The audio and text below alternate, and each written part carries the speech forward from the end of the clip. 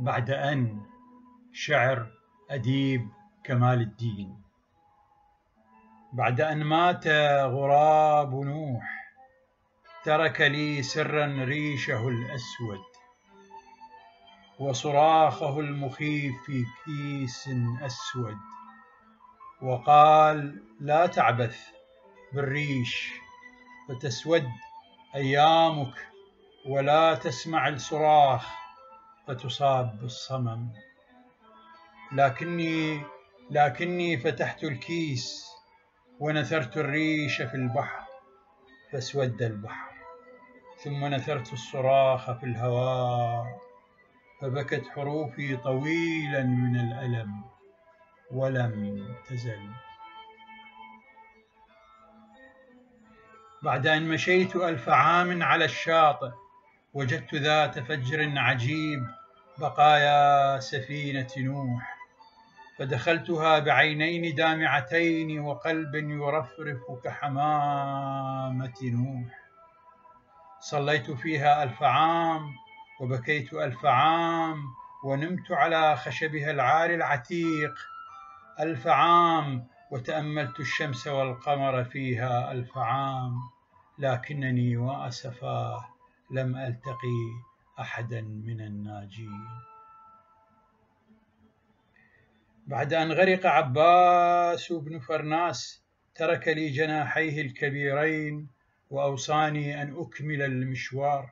لبستهما وبسرعة البرق سقطت مثل عباس بن فرناس في البحر، لكن البحر كان بي رحيما.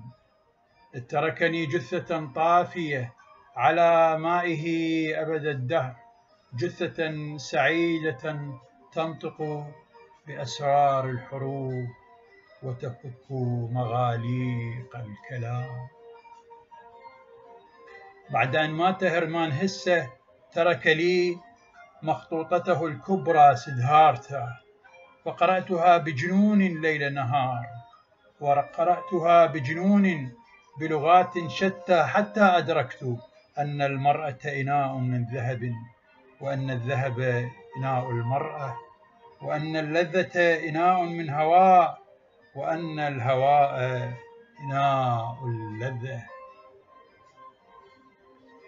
بعد أن رقصت طويلا في شبابي مع زوربا تعبت قدماي حد الإعياء، فجلست طويلا على رمل الشاطئ، وربما نمت فرأيت حروبا شتى ومراكب تغرق وجثثا تطفو وعواصف تترى.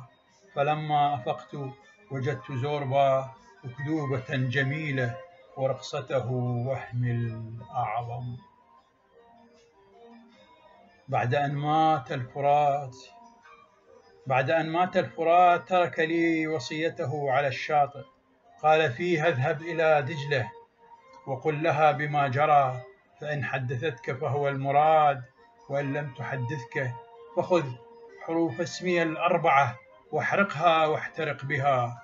في الفاء سترى فوضى لا حد لها، وفي الراء سترى رعبا بحجم الجبال، وفي الألف سترى شاعرا تائها، وفي التاء سترى مركبا يغرق.